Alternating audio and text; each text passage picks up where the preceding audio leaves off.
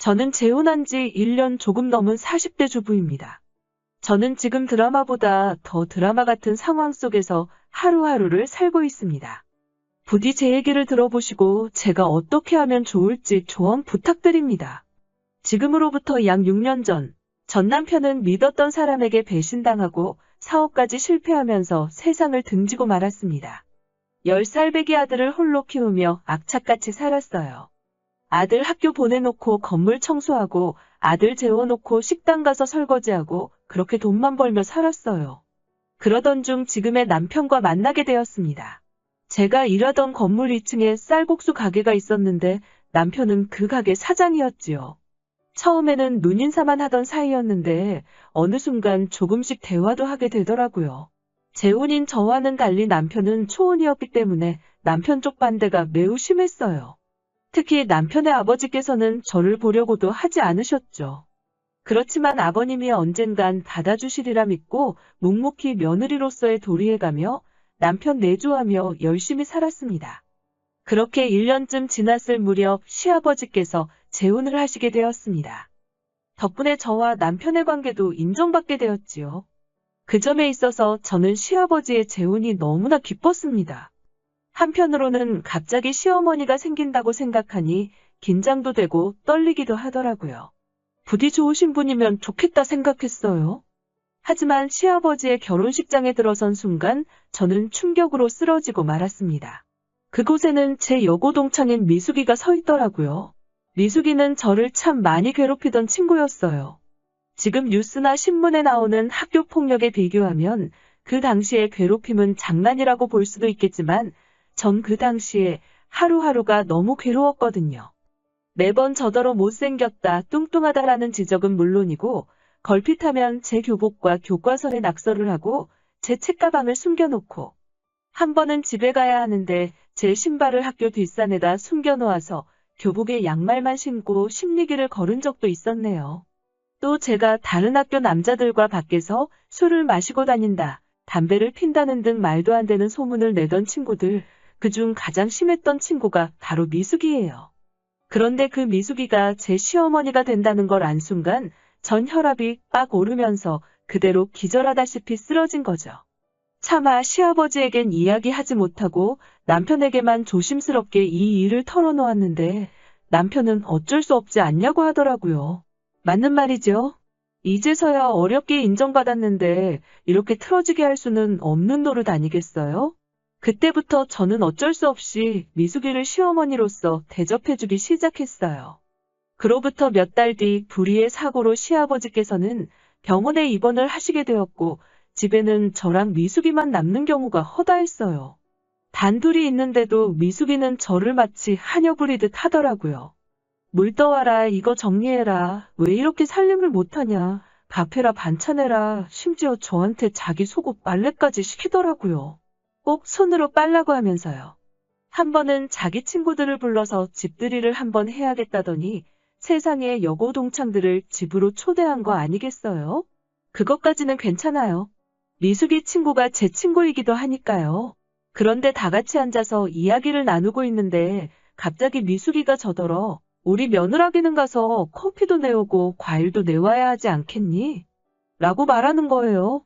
그러면서 집안 교육이 엉망이라니까 호호호 이러고 앉아있더라고요.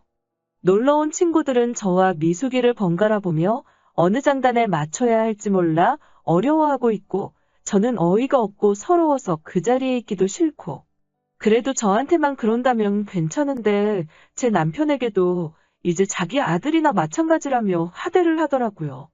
남편이 퇴근하고 집에 와서 인사가 조금이라도 늦으면 자기가 새어머니라고 저렇게 무시하는 거라며 대성통곡을 하고 제 아들에게도 예를 들어 밥을 먹다가 뭐라도 조금 흘리면 애가 저렇게 자기 엄마 닮아서 칠칠치가 못한 것 같다고 구박을 하고 심지어 애한테 너네 엄마가 둘째 나오면 넌 찬밥 신세다 그거 아니? 이런 소리를 하더라고요. 듣다 저는 결국 미숙이한테 시어머니 그래 넌 뭐가 그렇게 당당하니?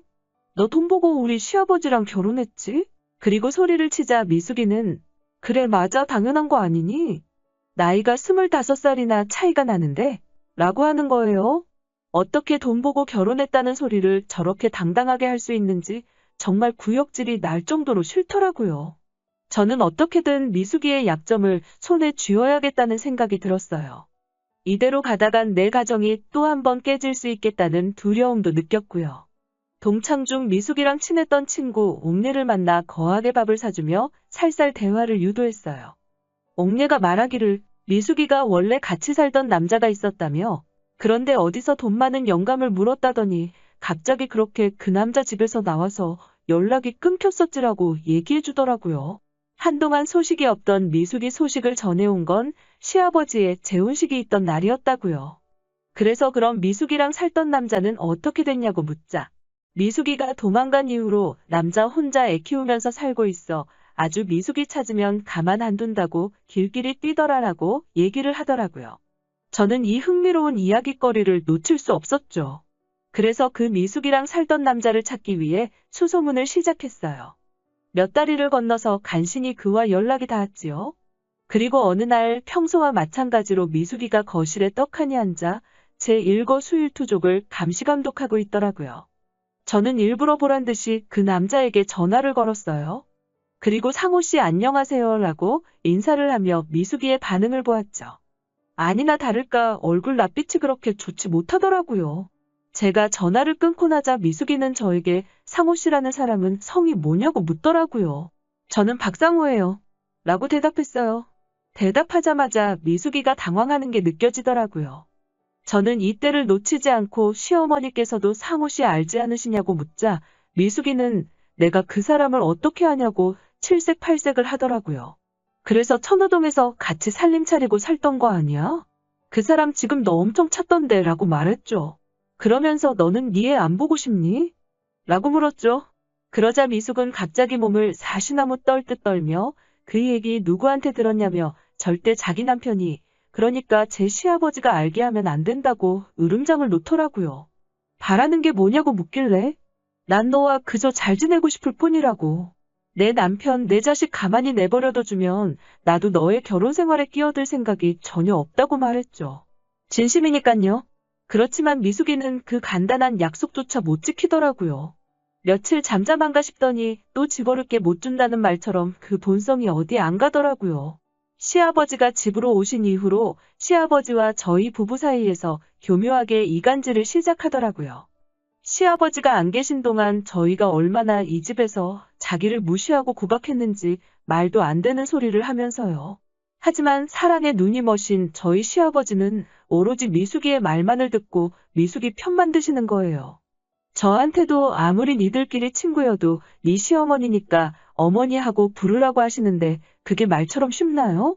옛말에 화내는 시어머니보다 말리는 시누이가 더 밉상이라더니 자기가 이간질해놓고 막상 시아버지가 화를 내시려고 하면 꼭 아이고 애들한테 그러지 말라며 시아버지를 막는 척하는 그 연기가 아주 연기 대상감이더라니까요.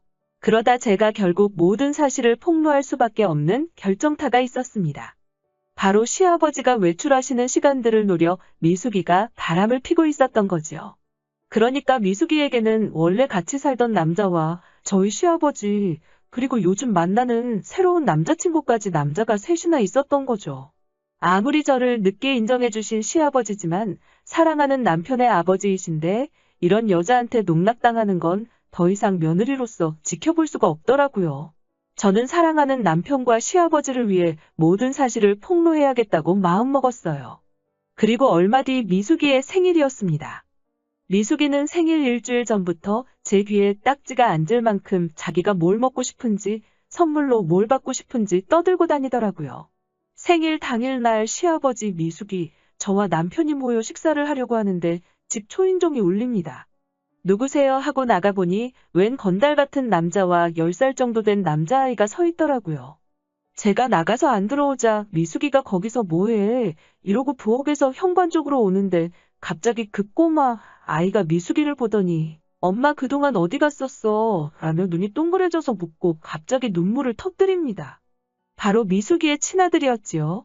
시아버지의 표정을 슬쩍 보니 불그락푸르락 난리도 아니더라고요. 그도 그럴 것이 시아버지께서 저를 반대하셨던 가장 큰 이유가 저한테 애가 딸려 있다는 거였는데 결국 미숙이도 애딸린 여자였던 거죠. 미숙이는 저희 시아버지께 손이 발이 되도록 싹싹 빌더라고요. 그리고 며칠간을 더 죄인처럼 살더라고요. 그래서인지 시아버지께서 미숙이를 내치지는 않으시더라고요. 대신 시아버지께서는 미숙이에게 어른 대접 받고 싶으면 애들한테 어른처럼 행동하라고 한마디 하셨더라고요. 요즘 그래서인지 어깨가 축 처지고 저와 남편 눈치를 살살 보며 지내는 미숙이를 보면 마음이 복잡합니다. 이미 다 지난 과거 일이니 제가 있고 그냥 시어머니를 모신다는 마음으로 지내는 게 정답이었을까요? 하지만 미숙이를 보고 있으면 문득문득 친구들 괴롭힘에 혼자 서럽게 울던 18살 소녀로 제가 다시 되돌아가는 것 같고 그 생각을 하면 쓸쓸로 한심하고 미워지고 그렇네요. 제가 앞으로 어떻게 처신하는 게 좋을까요? 미숙이랑 아무 일도 없던 것처럼 그런 척하고 살아야 할까요?